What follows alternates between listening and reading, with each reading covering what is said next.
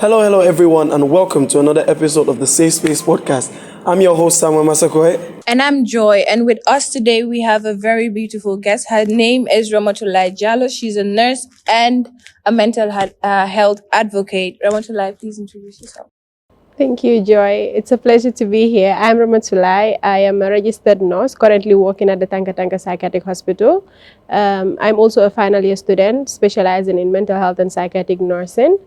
I also volunteer with Peace of Mind, which is a mental health organization. And yeah, we see clients, victims of mental health issues, and we offer therapy and psychosocial support. Right. So our topic today, guys, is mental health. It's a very sensitive topic that I think the society like Gambia take it to be a taboo. That's something that we should not be discussing. So basically, Ramatulai, what is your own definition of mental health? It's broad. Yeah, but anyway, what it means to me is to be at ease with myself and my well-being, be able to have healthy relationships with people around me, set my boundaries and decide what comes to my space, have my personal space and decide what comes in and leaves that space. Well, yeah. That's a very broad, and I think everyone has their own definition of what mental health is all about. But since you are like in the field and you get to see what happens, what would you say like it is like for people to take mental health? Like, is it something people should take much more seriously, especially nowadays? Because as she said, like in Gambia, I feel like people don't take that seriously. So what's your take on that? Yeah. So when it comes to mental health in the Gambia, we have a very long way to go. I think it's something we all know because it's, like she said, a taboo and something that people don't talk about most of the time. And you know, the same way we pay attention to our physical health, we need to understand and accept that our mental health is as important as our physical health, if not even more important, because there is no physical health without mental health. So if you're offering care to anyone, you need to be able to care for them holistically. The same way we have wounds on our hands and then we clean it, we go to the doctors or to the nurses, have it cleaned, take medications and treat it, is the same way we need to treat our mental health, because it's also the same thing. We have a wound in our heart and it needs to be treated. If it's not cared for, it will keep bleeding and at some point it will affect everyone else around us. Yeah, like you said with that, it's equally as important as your physical well-being, because a sound mind leads to a sound body. Because I also believe in that. But to you, what are some of the common misconceptions you think that people relate with mental health? So in the Gambia specifically, when we say mental health, usually the first thing that comes to mind is dof, nyama too. These are terms I actually hate. I don't like hearing them. So it doesn't mean the person is dof per se. You're unstable, mentally unstable, doesn't mean you're going to remain like that for the rest of your life. Like any other wound in your body, it can be treated. So what we have when it comes to healthcare is, either a cure or a treatment. So it's just the same thing, same concept in mental health. So there's nothing like dof today where, a mad person doesn't recover or something. There's nothing like that. You either have something that is curable or it's treatable. So that's one major misconception that I would like to debunk. Yeah, the same way you have diabetes and hypertension, these are lifelong health issues that you have to live with for the rest of your life. You take medications, lifestyle changes and the likes. It's the same way you have some mental health issues like schizophrenia and the likes. And when you have other issues like malaria or other illnesses, diarrhea or whatever, the same way you take medications to cure these health conditions is the same way you also cure some mental health issues like depression. Depression, anxiety, these things are treatable. They are curable rather. They can go away completely. After some time you take medications, with the help you need, psychosocial support, therapy, whatever, everything together, you're going to recover at some point. Okay, so how do you know that you're going through mental health issues? Because sometimes basically there might be times that you're usually down. Is that part of be affecting your mental health? Is that part of mental health itself? So when it comes to mental health, we have like criteria for diagnosis. So you could go through, firstly, I think I'd like to talk about the mental health continuum. It will make it easier for us to understand. So we have this continuum, we call the mental health continuum, where you have 4 colors, the green zone, the yellow zone, the orange zone, and the red zone. So when you're in the green zone, this is where you're considered healthy. You're okay. You have normal mood fluctuations. So mood fluctuations, you are saying these are okay. They are normal. If so long as you're not going, beyond the limits. Okay. Normal mood fluctuations. You go to work. You're able to cope with the normal stresses of life because life in itself is stressful. Yeah. Everything that can be a protective factor can be a stressor as well for you. Your family, your loved ones. These things can be stressors and they can be protective factors. Depends on how you're able to deal with them. Then you have the yellow zone. The yellow zone is where you're going down, but you're not really down. You're struggling with one or two things. You're not able to sleep properly as you would normally. You're not able to do certain things. Maybe you have some levels of anxiety, but it's not severe. This yellow zone, you can recover from it by yourself. You just need to take a break from whatever you're dealing with, take care of yourself, some self-care techniques, and then you'll be back to the green zone. And then you have the orange zone. In the orange zone, this is where it gets a little bit serious. And at this point, sometimes you may need psychosocial support, and to some extent, you may need professional support as well, either a psychotherapist, a psychiatrist, or whatever it takes. So this orange zone is where these levels of anxiety, levels of mood changes and the likes, these things get serious and, they last maybe over 2 weeks and they become very intense. That is the orange zone. It will take more professional care to recover from it. And then you have the red zone. The red zone, like we know, red is danger, of course. Yeah. So this is the part this is the zone we usually think about when we say mental health in the Gambia. When you say somebody with a mental health issue, everyone's mind goes to the red zone, because that's where you have people walking in the streets without wearing clothes or doing certain things. So we feel like anything mental health is that person, when that's just one part of it. So once you're able to deal with all these other zones, like the orange zone and the yellow zone, you may not have to get to the red zone.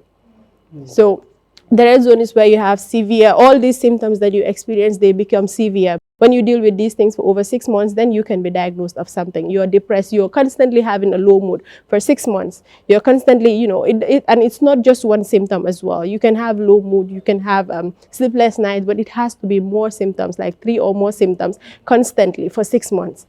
And we know that's not something, that happens overnight. It takes time. You deal with something over time and then you get to that point. So, but once we're able to deal with this yellow zone, we keep ourselves intact. In the yellow and the green zone, we don't necessarily have to get to the... So if you're under the yellow zone, would you recommend the person on that yellow zone to go into therapy? Not really. No. In the yellow zone, you don't need therapy. You just need healthy relationships, friendships, psychosocial support, and just doing 1 or 3 things for yourself and you'll recover. But in the orange zone, yes, I would recommend therapy. Okay, so in the yellow zone, as you just mentioned, it's something you can deal with. Yeah. You just need to take a break off. Yeah. Because I feel like most people nowadays, I think they might be in that zone. Because right now, stress is something that can come in a lot of ways. Like, a lot of people get stressed out through different things, like you said, something that could be what factor was it that you said? Positive factor or like protective? Exactly. Yeah, like your family sometimes they can be stressing towards you, school, work, and all of that stuff. And I feel like especially time like now, a lot of people get stressed out over different things. Like on the last episode, I was telling Joy, like there was a point where like I didn't have like the amount of money I needed towards some stuff. And I became stressed out, like, how am I going to get this and so stuff. Like, you just don't want to, like, be around anyone. So stress is not necessarily a bad thing. It's actually part of life. In fact, in the WHO definition of mental health, you have the ability to cope with the normal stresses of life. So life in itself is stressful. Even when you're in the green zone, you actually have stressors. You just need to make sure you have a proper balance of both your stressors and your protective factors. Right. So everything that is your stressor can also be a protective factor, but you need to keep a balance of these two. Yeah, okay, so that is where it comes in. There has to be a balance. So once you lose the balance and then your stressors are more than your protective factors, then that's when when you start going down the other zones. Wow. And with all of this, I feel like there is a stigma around the mental health thingy, like the whole mental health issue. Say the word mental health and everyone runs away. Exactly, like people don't want to talk about what I feel is that people tend to misuse that word nowadays. But before we get to that, what do you feel like some of these stigmas are, and how do you feel they could be addressed, especially in this our generation time? Firstly, of course, I'll say is the fact that we believe that mental health issues are non-curable. We think that anyone with mental health issues, they're going to live with it for the rest of their lives. They're going to be just that way. And I think some people also think it's contagious also. I'm not sure, but they feel like once you see someone who is struggling with mental health issues, everyone runs away from them because they're afraid that maybe it's contagious. I'm not sure. But the point is they feel like it's something that is not curable and you need to run away from it as far as you can. And, you know, when it comes to the stigma, some of the things we can do to avoid this is to actually do something like this, raise awareness when it comes to mental health issues. Talk about it, normalize talking about mental health, normalize talking about mental health issues and providing support for mental health victims and survivors. Because that's basically the thing. Once we are able to do this within community levels, use social media platforms, whatever platforms we're able to use to raise awareness when it comes to mental health, talk about it and normalize talking about it and normalize seeking care as well. Because I work in a clinic where we see clients, and initially when we started newly, we'll have some people who will come in and they're like, I want a private waiting room where no one will see me. So it was very hard explaining to them that you're here and anyone else coming here is also struggling with the same thing you're struggling with. And others who are not coming here as well, they're struggling with one or two things. Either they accept it or not, but we are all struggling with something. We all have issues when it comes to our mental health. Like when it comes to the continuum, you don't constantly stay in one place in the continuum. You kind of go up and down. Within one day, you can wake up in the green zone, and then after a few minutes, you're in the yellow zone, and then you're back to the green zone, and then you're in the yellow zone. So it's something that goes and comes. You don't stay in one place constantly. So we need to normalize talking about it and raise more awareness about it. And once we're able to do this, we'll tackle the issues at the grassroots level. And once we do that, of course, we'll not need people who will get to the red zone or need tanka or other specialized services. So if your friends are going through mental health and you want them to talk to you, but they're not being open about the thing, how do you approach it? How do you say that I'm there for you? You have someone who you can, talk to. So when they are not opening up, that's another thing. And you don't have to push. Because when it comes to mental health, it's a sensitive thing, we know, especially around here. And once you push the person, they could lose it. They could react in a certain way, or they could just totally withdraw and close up, and they'll never open up. What you do is to just be there as a friend. You don't need to jump straight to the topic, knowing that they're going through something and you want to talk about it directly. You don't just jump to the point. Just be there for them. Be a friend. Maybe propose hanging out time to time or talking generally, having general conversations and the likes. Once they are comfortable enough to talk to you, they'll just open up. They'll open up about what they're going through. They won't even wait for you to ask. But if it's a person that is quite reserved and they wouldn't just easily open up, you just need to let them know that you are there for them. Always reach out, check on them. How are you doing? I'm here in case you need anything, Or maybe sometimes another thing that works, because people are different. What may work for this person may not work for the other. So what you'll do is to maybe share something about yourself, and it will make them comfortable to share as well. So these things may work differently for each person. It depends on the individual and how they deal with their stressors. Yeah, like you said, that's very true. Because if the person does not end up like coming forward and withdrawing, I feel it's much more dangerous than like how the person might have been before or something. So you just have to be there for them. Always make sure you check up on your friends. Like you said, I feel those are good steps which you could take to like meet up or tackle with someone who is experiencing this mental health issue. But like, especially nowadays, there's this trend going on where people, like you said, it's normal to go through stress, but people tend to mistake stress for like mental health or depression. You get what I'm saying? Because I've had friends who like are stressed out and stuff. And they be like, boy, like my mental health, blah, blah, blah. I'm like, bro, first off, like just look like within yourself, try to find out what's going on rather than just pushing it on that whole mental health thing. Because at this point now, it's hard to tell who is going through a lot actually, because who is actually depressed or who is stressed. Because I feel like people can't find that right balance. And I don't know how you see it, but I'm glad you touched on this stuff because it's something I wanted to talk about when she's mentioned the low mood. Yeah. So stress, of course, is part of mental health. Yeah, like true. When you say mental health, everything we do is basically part of mental health. So me being stressed, me being happy, all of that. So it's okay to say my mental health is affected. That is okay. But saying you're depressed without you having any diagnosis or the likes. So what it does, it's not to negate other people's emotions, but what it does sometimes to some extent is it kind of affects other people who are actually diagnosed. So we're used to saying depression, I'm depressed, I'm depressed. So when an individual comes up with a diagnosis of depression, they are just looked at as, it's normal. And even Joy is depressed, even this person is depressed. Because we've been saying it so much, it's become very normal to say it. And this is not to say we should not normalize these diagnoses, but it has this negative impact on the diagnosis. So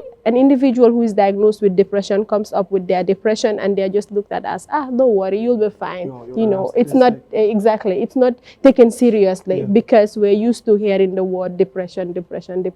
So you don't just go around, you have low moods and, it can go on for some time. Sometimes you have mood fluctuations here and there, but depression in itself is a mental health issue and it has criteria for diagnosis.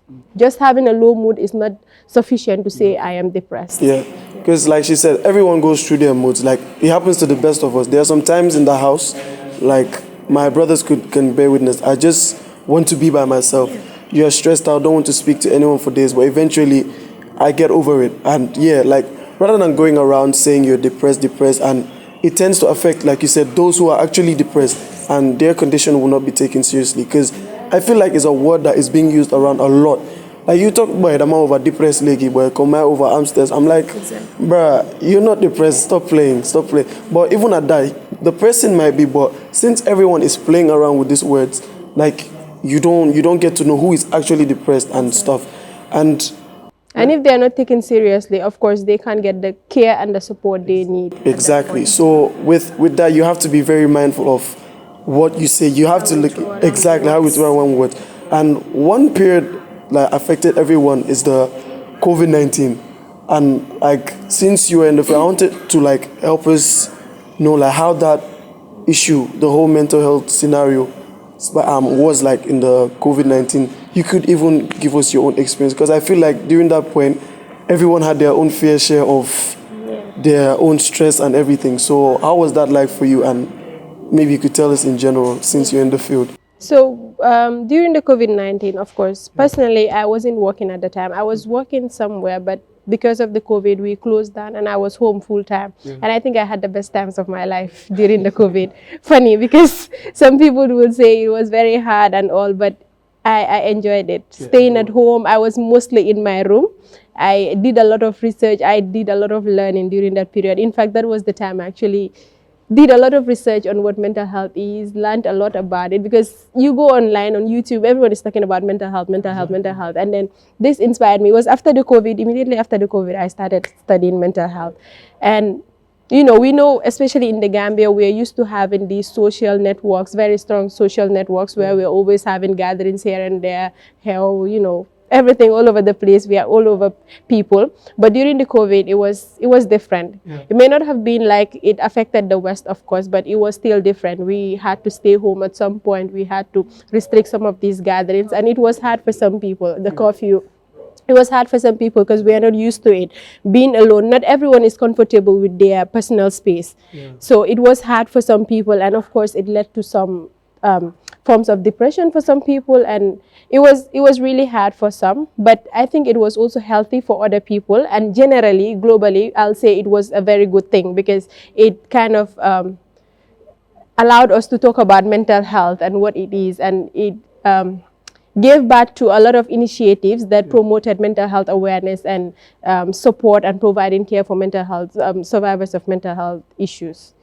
Yeah, because during that time also, like, it was really telling for a lot of people, because I remember there was a point where, like, in a space of like 2 weeks, you'd hear on the news, so and so have committed suicide and all of that. Because in as much as, like, this is how you know life is different for everyone. You said you had like one of the best times of your life during that point, like, but for others, like, it was really something else. So with that, it was good for me because I loved my space and I was very comfortable in my own space. I was used to having my own space. And at that time, I just started working newly and I was always out. I didn't have much time to myself. So it was a break for me, back to myself and then, doing the things I love to do. So, but for others, of course, it was different because we're used to being around people, and now you have to be on your own. You can't even communicate to people. And, what the effects of social networks, again, we know the effects of social networks, friends and families, and if you're not able to connect with these people to some extent, it will affect your mental health and it will lead to certain low moods, and of course that's why we had some levels of suicide. And also the information we were hearing all over the news, you see people are dying, this person is dead there, this person is dead there, and that was triggering for some. That is quite triggering. You were not used to hearing death and the like, talking about death, and everyone was talking about it. You go to religious spaces, everyone is like, let's pray, everything was about dying, death and dying, and that is scary for some, and it can be very, very triggering for others as well. To make it worse, the CNN had their death counts and everything. 100 people are dying, and you're now thinking, okay, there's COVID in the Gambia, maybe it's me, maybe it's my mom, maybe, it affected people differently. So if you are going through mental health, is it right for you to, you know that you're going through it, okay, maybe you're not getting therapy, but you do things you love to help improve yourself, you socialize more? It's good, I guess, to explore. Yeah, so it is good, but again, I will take us back to the continuum. It depends on what stage of mental health struggle you are in. Yeah, so if you're in the yellow zone, just being yourself, connecting with people and the like, that is sufficient.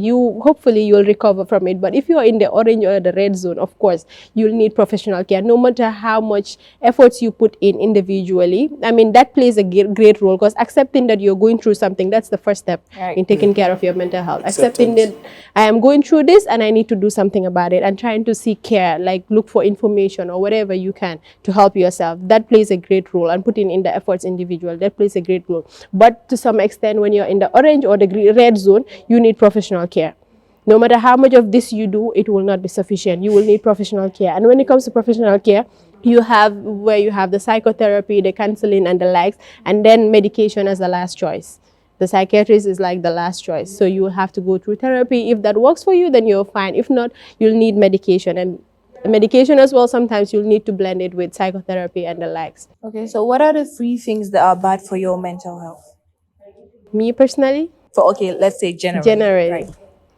So I can't point to something specific, because again, we're all different, built differently, and what may work for you may not work for me. But I'll say the first step in taking care of your mental health is to be aware of yourself.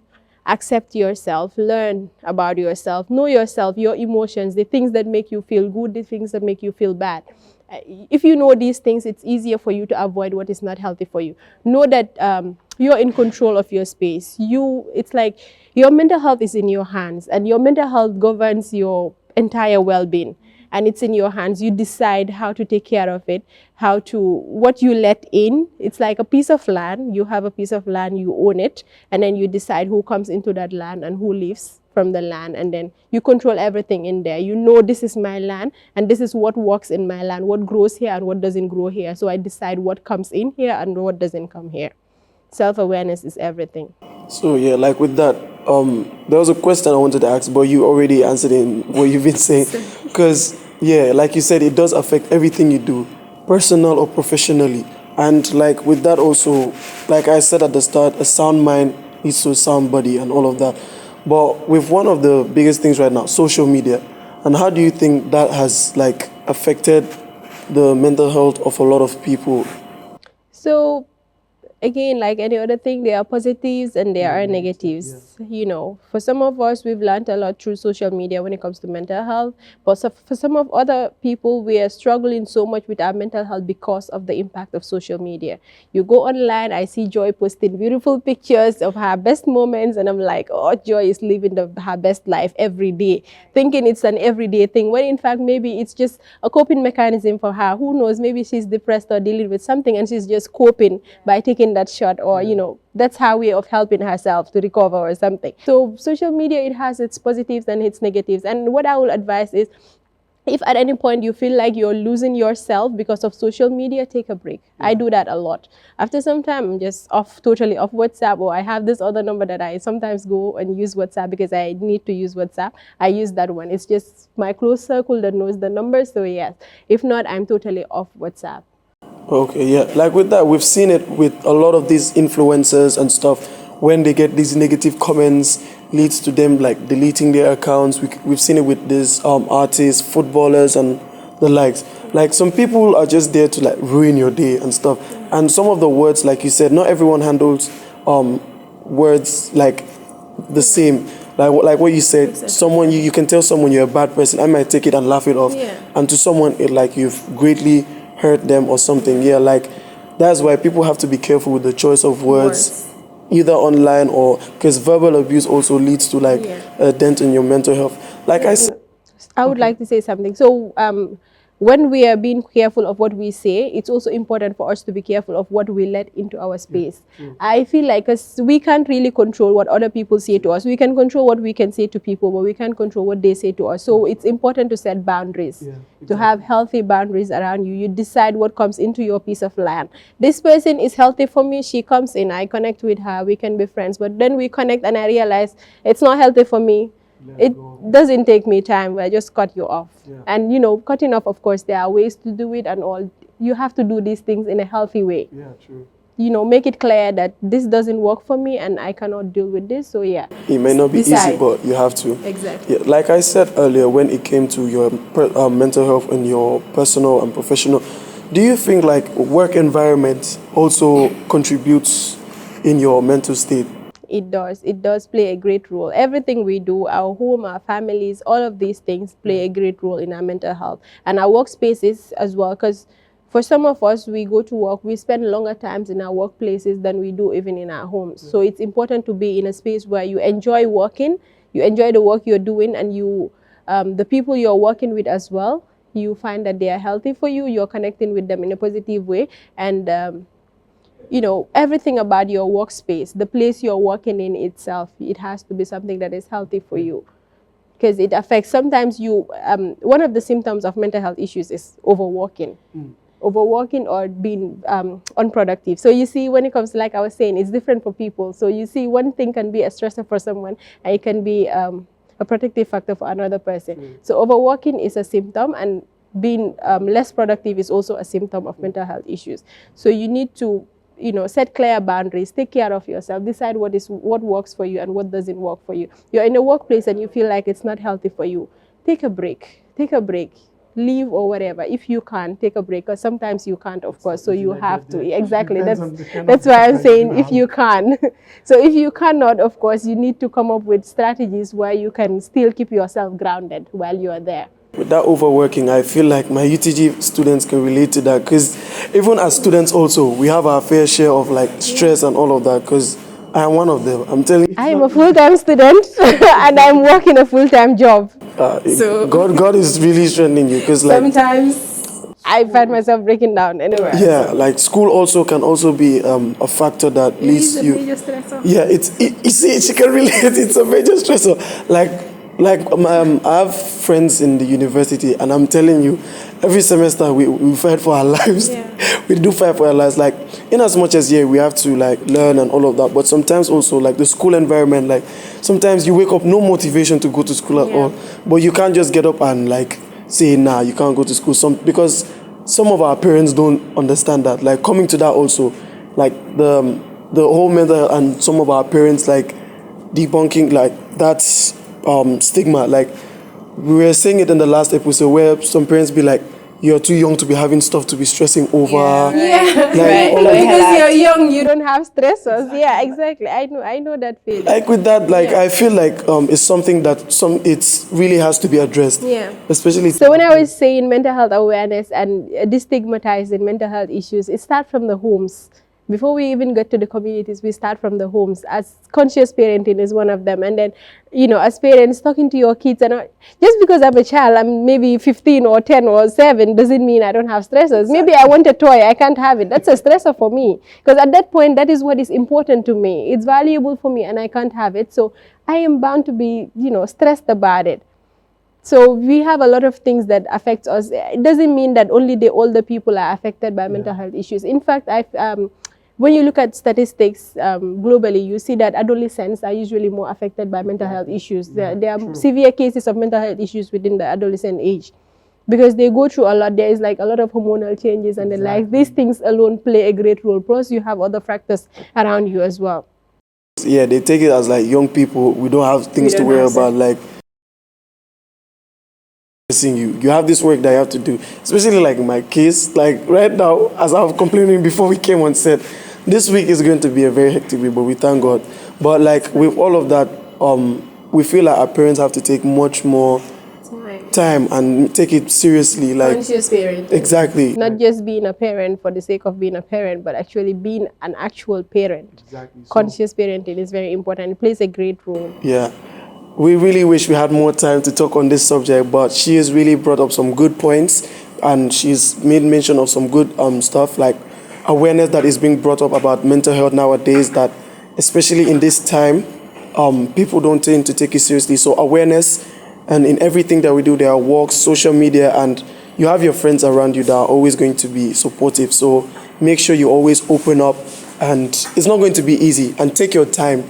With anything you're doing, it takes time, and if you feel like you don't want to talk to anyone as of now, be like, it's at your own pace. No one is rushing you, as she said. So when you feel like you're comfortable in your own space to open up, then you can. And if you feel like it's getting overboard, always make sure to seek help.